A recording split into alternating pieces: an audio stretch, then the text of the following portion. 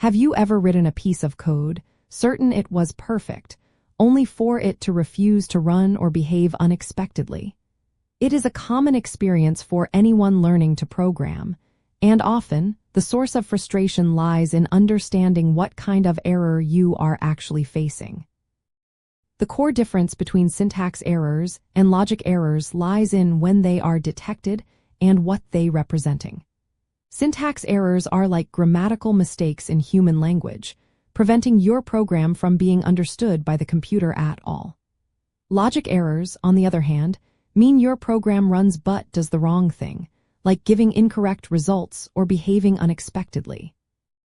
A syntax error occurs when your code violates the fundamental rules or grammar of the programming language you are using. The compiler or interpreter, which translates your human-readable code into machine instructions, cannot understand what you are trying to tell it.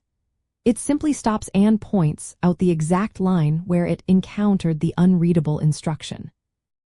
Conversely, a logic error means your program is syntactically correct and can be fully understood and executed by the computer. However, the sequence of operations or the algorithm you have implemented is flawed, leading the program to produce an output different from what you intended. Identifying a syntax error is often straightforward because your development environment or command line compiler will explicitly flag it, indicating the file and line number. Fixing it typically involves correcting a typo, adding a missing semicolon, or properly closing a bracket. Logic errors are for more subtle and demanding to resolve.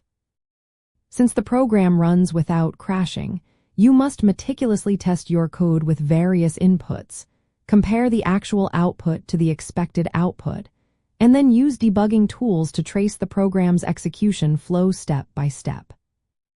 This distinction highlights the two main phases of a program's life cycle. Syntax errors occur during the parsing or compilation phase, preventing the code from even becoming an executable program.